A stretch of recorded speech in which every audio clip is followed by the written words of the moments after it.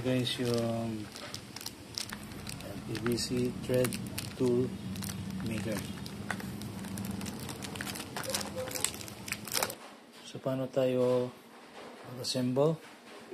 Since 1/2, ito yung gamitin natin. Ilagay natin yan.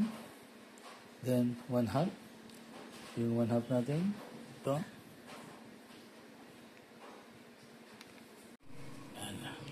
Higpitan na natin guys.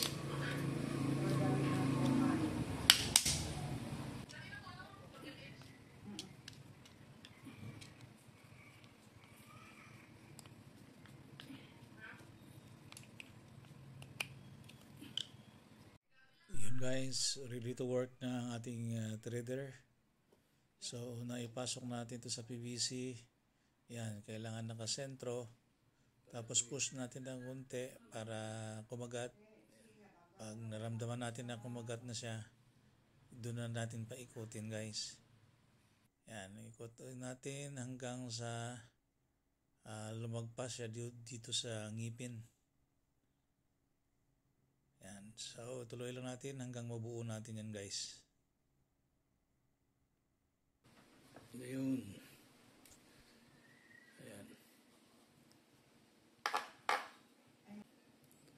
Tuloy lang natin. Okay, hanggang sa yun, so okay na yan. Balikan lang natin.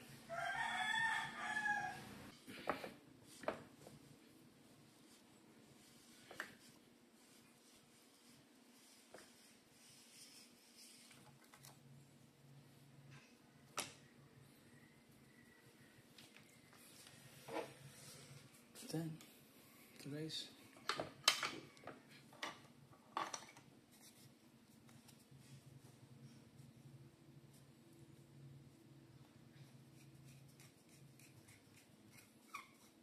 So, bago natin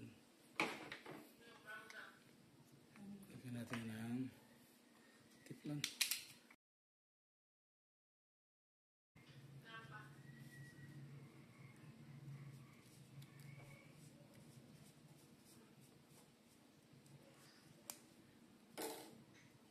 Okay, so ito na yan. Lagyan na natin.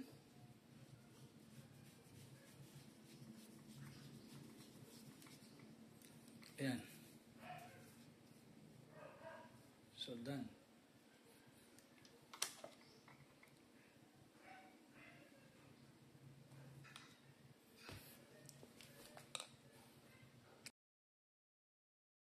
Guys, so yun lang ang proseso kung paano tayo mag-thread ng PVC para sa ating tahanan. Thank you for watching. See products tag at the end of the video. Enken DIY page.